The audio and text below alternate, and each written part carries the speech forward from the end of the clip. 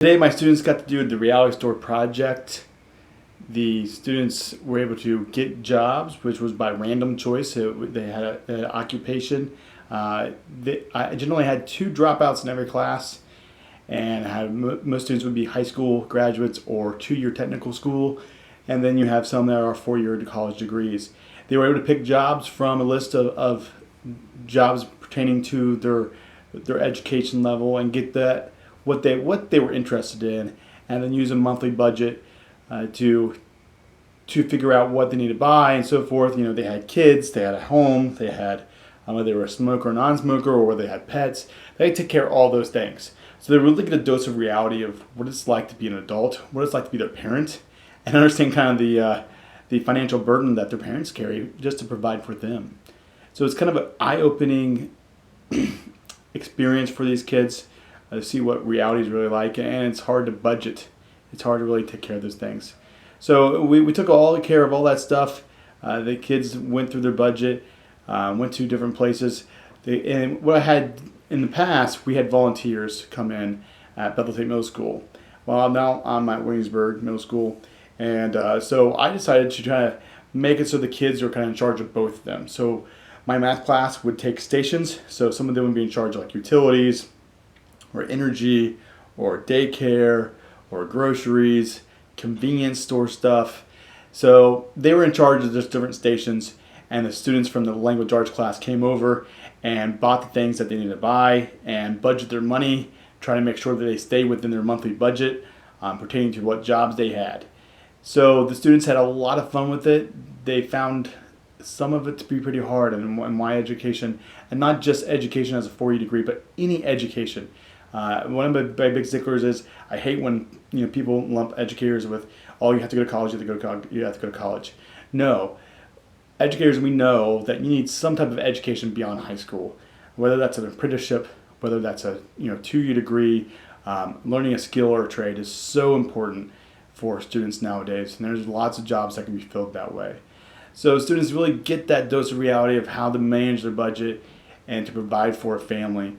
And it's just really cool to see the reactions and their thought processes of what's important, what's not important. And it's really surprising, because when it comes down to like, do I want that 3-bedroom, 2-bath house, or I want the 3-bedroom, 1-bath house? Looking at generally the cost for that. And the students are they're making wise decisions. They're trying to make sure they balance their budget carefully and take care of their family. So it was a good experience. I always enjoy it. The kids enjoy it, and I'm sure their parents are having great discussions with them. But here are some pictures from the day. I hope you enjoyed them as much as I have enjoyed my students this year. They've been a blast. I really can't say anything but great things about this class, class of 2017 for me and 7th grade. So to those guys, you're a class of 2022. You guys would go on to do great things. And I'm very, very proud of all of you, and I hope you have a great rest of your school year over the next couple of days, and have a great summer.